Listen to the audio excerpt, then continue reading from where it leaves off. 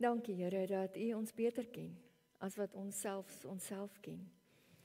Dat ons onsself maklik kan mislei en vir onsself maklik allerlei stories kan vertel. Maar U sien selfs ons diepste motiewe. U sien ons diepste drome, ons diepste vrese, ons diepste begeertes. En daarom wil ons vir U dankie sê dat ons nie vandag onsself voor U kan verskans nie. Dat U ons sien vir wie ons werklik is. Ons wat so maklik gevang is van ons eie persepsies, ons eie vaste idees, ons eie oortuigings kan word. Ons bid, Gees van God, dat U ons vanoggend so 'n bietjie sal lostorring. Ons oë so 'n bietjie helderder sal maak en ons ore so 'n bietjie oper. Ons hart effens meer ontvanklik. Sodat ons kan hoor wat U in die diepste van ons wese vir ons wil sê. Amen. Die gedeelte wat ons vanoggend gaan saamlees is uit Handelinge, hoofstuk 17. As jy dit wil opsoek in jou Bybel, is jy baie welkom, bladsy 182 hier by my. Anders sal ons in elk geval die woorde ook hier voorwys. Ons gaan nie dadelik hierdie teks lees nie, ons kom nou daarby. Jare terug was ek by 'n konferensie waar die persoon wat nou die spreker van die dag aan die woord gestel het, gesê het, "Our speaker for the day is," en nadat sy toe nou bekend gestel is, staan sy op en sy reageer en sy sê, "I think the P should be silent." En net daar het baie van ons aanklank gevind, want dit beteken nogal iets as jy jouself by 'n groot konferensie bekendstel as 'n seeker in plaas van 'n speaker. 'n Mens sê nogal baie van jouself en van jou eie selfverstaan. Die bekendste teks wat ons in die Bybel het, as dit daaroor gaan om soekers na God te wees, is waarskynlik Handelinge 17. En dan baie spesifiek vers 27 tot 28. En in hierdie teks lyk dit asof God ons nie net aanmoedig om soekers te wees nie, maar asof Paulus sê, God het ons gemaak om te soek. Vers 27 en 28 wat sê, God het hulle gemaak om hom te soek, al sou hulle ook moes rondtas om hom te vind. Hy is nie ver van enige een van ons af nie, want deur hom lewe ons, beweeg ons en bestaan ons. Ons vind natuurlik hierdie teks as deel van Paulus se toespraak in die Areopagus in Athene.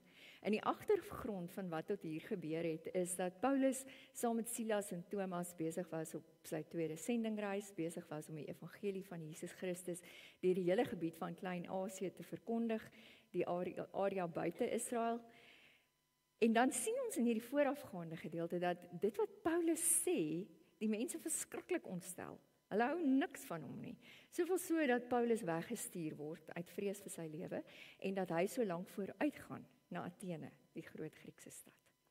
En soos in die meeste Hellenistiese stede van daai tyd was daar 'n groot Joodse gemeenskap waar daar ook 'n groot sinagoge was, en dan sien ons hoe Paulus die eerste keer soontoe gaan en hoe hy elke Sabbatdag besig is om daar te vertel en te praat en te redeneer. Athene was natuurlik 'n stad, soos enige groot Griekse stad van daardie tyd, 'n stad vol van godsdiens, vol van filosofie, waar elkeen baie sterk oortuig was van hulle standpunte. En dan soos vers 21 in hierdie gedeelte sê, gierig was vir nuwe filosofiese idees en konsepte. Daar word onder andere in hierdie teks gepraat van die Epikureërs en die Stoïsyne, twee van die groot filosofiese skole van daai dag, en hoe hulle dan met Paulus gestry het. En dit is sommer interessant as 'n mens nou weer so 'n bietjie gaan kyk, waaroor het die Epikureërs en die Stoïsyne nou weer gegaan. Dan vermoed ek dat baie van ons nogal by van daai filosofiese skole sal aanklank vind. Soos die Epikureërs wat geglo het dat jou hoogste vreugde hierdie soeke is na interne vrede, en dat plesier en vreugde en die afwesigheid van enige vorm van emosionele of fisiese of psigiese ongemak jou uiteindelik help om die sin van die lewe te ontdek. En dit kry 'n mens deur 'n gematigde en 'n eenvoudige lewe en goeie vriendskappe. Terwyl die stoïsyne geglo dat die plesier en die goeie dinge van die lewe eintlik verwerk moet word, dat dit 'n struikelblok is om 'n regverdige en 'n deegsame lewe te leef en dat 'n mens die gewone gang van die lewe moet volg en nie daarteen moet probeer weerstand bied nie. En dan kry ons hierdie woorde van Paulus as hy die skare toespreek in die middel van die Areopagus. Die Areopagus was die bekende bymekaar kom plek op 'n heuwel in Athene, waar baie van die openbare en sosiale gebeure en gesprekke plaasgevind het. En dis dan in hierdie konteks wat Paulus hierdie woorde sê, wat ons nou ook saam lees. Atheners, ek sien dat julle in alle opsigte baie godsdienstig is. Terwyl ek deur julle stad geloop en kyk het na die plekke waar julle aanbid, het ek ook 'n altaar gekry waarop daar geskrywe staan aan 'n onbekende God. Nou ja, wat julle aanbid, sonder om daarvan kennis te hê, verkondig ek aan julle. God, wat die wêreld met alles wat daarin is gemaak het, hy is die Here van die hemel en aarde, en hy woon nie in tempels wat deur mense gemaak is nie. Hy het ook nie nodig dat mense hom versorg nie. Inteendeel, dit is hy wat aan almal lewe en asem en alles gee. Uit een mens het hy al die nasies gemaak. Hy het hulle gemaak om oor die hele aarde te woon.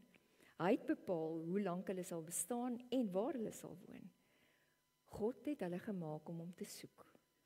Al sou hulle ook moes rondtas om hom te vind. Hy is nie ver van enige een van ons af nie, want deur hom lewe ons, beweeg ons en bestaan ons, of soos party van julle digters ook gesê het, ons stam ook van hom af.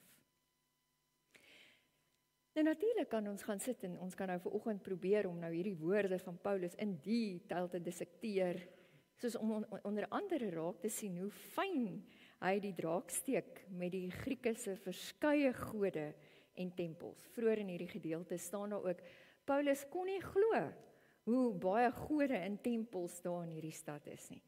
Maar hy gebruik dan hierdie woorde as 'n metafoor en hulle soeke na selfs 'n onbekende God, wat hulle nie eintlik weet wie of wat hulle aanbid nie. Hy gebruik dit as 'n metafoor om hulle as hierdie ewige godsdienstige en filosofiese soekers te lok, om hulle te nooi om hierdie boodskap van Christus dieper te verken. Die uiteinde van hierdie toespraak van Paulus was ironies dat nie baie mense daai dag in Athene tot geloof in Jesus gekom het nie. Maar die woorde wat Paulus daai dag gesê het, ego vandag nog deur die wêreld, en dit maak dat dit met baie soekende mense vandag nog resoneer. Mense wat sê dat hulle aan die een kant voel dat hulle na God soek, en soms voel asof hulle rondtas om hom te vind. Maar dat hulle aan die ander kant weet, hy is nie ver van enige een van ons af nie. Want deur hom lewe ons, beweeg ons en bestaan ons. Ek weet as ek hierdie woorde sê, dan klink dit soos 'n paradoks. Maar dis presies waaroor dit gaan, om 'n soekende ingesteldheid teenoor 'n pad met God te hê. Om te gelyk te voel dat jy nie 'n greep op God het nie. Dat jy nooit regtig 'n greep op God kry nie, maar ook dat jy jou hele bestaan in hom vind. Of soos die aanhaling wat sê, faith is a withholding of conclusion, so that you allow what is to arise. Dit beteken dat ons moet gewillig wees om 'n geloof te kweek en 'n spiritualiteit te bou wat gemaklik is daarmee om hierdie paradokse en teenstellings vas te hou. 'n Geloof wat dalk meer behels as wat ek met my beperkte insig vandag dink. Ek vermoed, soos ons vanoggend hier bymekaar is daar eintlik baie van ons wat daarmee assosieer om soekers te wees. Maar 'n mens sê dit maar liewer nie te hard in tradisionele Christengeleedere dat jy 'n soeker is nie. As jy 'n soeker is, beteken dat jy nie so doodseker is wat al die antwoorde veronderstel is om te wees nie. En dit is vir baie tradisionele Christene nie 'n gemaklike ding nie. Trouwens is dit juis geloofsekerhede en dogmatiese sekerhede en oortuigings wat die ding is wat baie gelowige mense dryf. Hierdie vaste sekerhede, hierdie soeke na vaste sekerhede is natuurlik maar waarop die meeste van ons funksioneer. Ons sukkel, selfs in die mees alledaagse dinge, met enige vorm van onsekerheid. Hoe sekerder dinge is, hoe veiliger voel ons. Maar as ons moet eerlik wees, is daar baie meer dinge in die lewe waar ons onseker is, as waar ons seker is. Thomas Merton gaan van die standpunt uit dat 'n diepgaande en volwasse spiritualiteit besef dat my antwoorde van vandag wel my oortuiging en my vertrekpunt is, maar dat daar eintlik nooit 'n punt aan die einde van daai sin kan staan nie. Want die waarhede en die realiteite oor God is soos die heelal wat voortdurend ryker en nuwer dimensies kry. Soos wat my eie begrip, my eie verstaan en bewussyn ook uitbou en verder ontvou. Om baie dieselfde gesindheid te hê as 'n wetenskaplike wat voortdurend met nuwe inligting gekonfronteer word. Wat voortdurend sê, ons het altyd so gedink. Maar ons het nog nie mooi verstaan nie. Nou is daar meer goed wat ons ontdek het. Nou verstaan ons beter. Maar ons besef dat ons nog nie volledig ken en volledig weet nie. Dis baie soos die knop van 'n roos of 'n peonie. Dink 'n bietjie as jy die eerste keer daai roosknop sien aan die struik, of daai eerste peonies wat in die winkels beskikbaar is. As jy na dit kyk, dan is dit hierdie styf toegedraaide knoppie. En jy kyk na die knop en jy weet, hierdie knop is alreeds mooi. Maar daar's omvangryke dimensies wat die ware aard van die blom nog gaan laat ontvou, soos wat hierdie week aangaan. Soveel so dat op die einde van die dag, wanneer daai roos volledig oopgevou het, wanneer daai peonie heeltemal oopgegaan het, dan kan die knop wat jy 'n week terug gekoop of gepluk het, glad nie kers vashou by die volledig oopgevoude blom nie. En dit is hoe God se pad met ons is. 'n Blom wat altyd meer en meer oopvou. Om te sê dat jy 'n soeker is, beteken glad nie dat jy oor niks seker is nie. Ek dink daar's 'n persepsie wat sê soekers is mense wat oor niks seker is nie. Al wat dit beteken is dat jy nie so vasklou aan dit waaroor jy vandag seker is nie. En oop is daarvoor dat dinge meer of anders sou kon wees as wat jy vandag dink. Om dis 'n soeker te wees beteken dat ek myself tuis vind in die oneindige misterie van wie God is. Dat ek myself kan oorgee aan die mysterium tremendum van God en van die lewe. En dat ek nie daardeur bedreig word nie. Die feit dat ons nie gemaklik is met onsekerhede nie, of nie verder wil soek as waarmee ons gemaklik is nie, maak juis dat ons vasval by geuite antwoorde. Omdat die vrae wat ons vra en die antwoorde wat ons geuite maniere van dink en doen gee, later van tyd net nie meer by mekaar wil uitkom nie. Die storie word vertel van iemand wat op 'n dag sy sleutels in die aand verloor het. En hy is daar besig om in 'n ligkol in die straat en onder 'n straatlamp na sy sleutels te soek. 'n Vriendelike verbyganger sien dit en hy staan nader om te help. En hy vra toe vir die man, so, waar dink jy het jy jou sleutels verloor? Want ek dink nie dit is hier nie. Ek kry dit nie. Die man reageer toe en hy wys na 'n plek verder weg in die donker en hy sê, ek het die sleutel daar aan die ander kant in die donker verloor. Waarop die verbyganger vir hom sê, nou, hoekom soek jy dan na die sleutel as jy dit daar in die donker verloor het? Waarop die man reageer, want hierdie is die enigste plek waar ek seker is oor wat ek sien en waar die lig skyn. As dit kom by die groot onsekerheid van die lewe, is ons baie keer ook soos hierdie man. Ons soek na die antwoorde op die bekende plekke. Ons soek na die antwoorde op die plek waar ons kan sien, waar ons weet hoe dinge werk. Terwyl die antwoord hoogstwaarskynlik op die onontginde, donkerder plekke lê, waarmee ons nie so gemaklik is nie. Hierdie gedagte van om te soek en om soekers te wees, is glad nie vreemd aan die Bybel en vir Jesus nie. Ek dink hier aan Jeremia 29 vers 13 wat sê, julle sal na my wil vra en julle sal dan my wil ken as julle met julle hele hart daarna vra. Nader aan Hebreëus staan daar, julle sal my soek en my vind wanneer julle met julle hele hart na my soek. Die gedagte dat ons soek na die Here en hoe oper ons is, hoe meer heelhartig ons soek, hoe groter is die kans dat ons sal kry wat ons soek, maar dat ons dalk iets meer of selfs iets anders gaan kry as wat ons gedink het ons soek.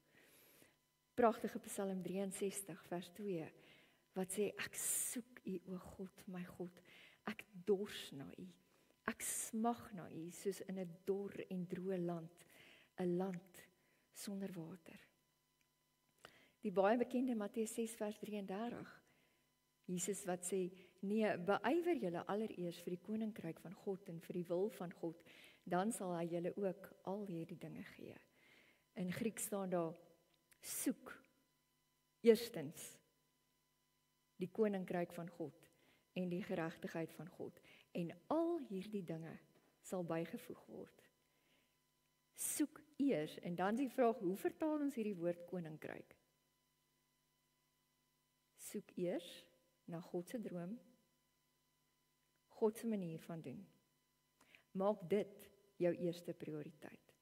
Dan sal die res van die goed op 'n manier daarbey inval. Matteus 7, vers 7 tot 8, waar Jesus sê, vra, en vir julle sal gegee word. Soek, en julle sal kry. Klop, en vir julle sal oopgemaak word. Want elkeen wat vra, ontvang. En elkeen wat soek, kry. En vir elkeen wat klop, sal oopgemaak word. Natuurlik beteken daai teks nie, dat ek sommer net absoluut enige iets kan vra, en dat God, en ek sê dit met baie respek, soos die spreekwoordelike genie uit 'n lampie vir my die goods gaan produseer, wat ek wil hê nie. Dis nogal wat die welvaartsteologie ons leer. Wat Jesus hiermee sê is, dat wanneer ons in lyn met die koninkryk, of die droom, of die bewussyn van God vra en soek, sal ons altyd kry. Want God wil graag sien, dat ons daai skat ontdek. En dan natuurlik Johannes 14 vers 6, waar Jesus sê, hy is die weg. Hy is die pad. Ons is mense van die weg, wat maar altyd op pad is, soos pelgrims, agter hom aan, op soek na die landskap van God, wat hy in ons eie siele kom plant het. In Koos Du Plessis se Kinders van die Wind staan daar hierdie woorde, 'n baie ou verhaal van swerwers sonder rigting, van soekers wat nooit vind. Soms is ons swerwers, maar ons kompas het 'n rigting. Ons is soekers, maar ons ontdek dat ons wel vind, maar op ander maniere as wat ons geneig is om te dink. Vandag nooi hierdie tekste en Paulus se woorde in Handelinge 17 ons Om te leer om gemaklik te wees daarmee, om te soek. Om nie sulke afgode te maak van ons eie sekerhede nie. Om nie bedreig of bang te wees, om te soek na meer, te smag na meer nie. Maar om gegee my huidige oortuigings oop te wees, dat daar meer is, meer lewe, meer verstaan, meer lewenssin, as wat ek tot nou toe gedink het. Dat my eie verstaan en my eie dink dalk te beperk is vir dit waarmee God eintlik met my wil besig wees. En dat ek sal agterkom, dat wanneer ek bereid is om te soek, ek God al meer op die mees verbasende plekke en maniere gaan begin vind. Johnny Walker sou sê, keep on walking. Vanoggend sê die Here vir ons, keep on seeking. Of soos Meister Eckhart gesê het, be in all things a God seeker, and at all times a God finder among all kinds of people and in all kinds of circumstances.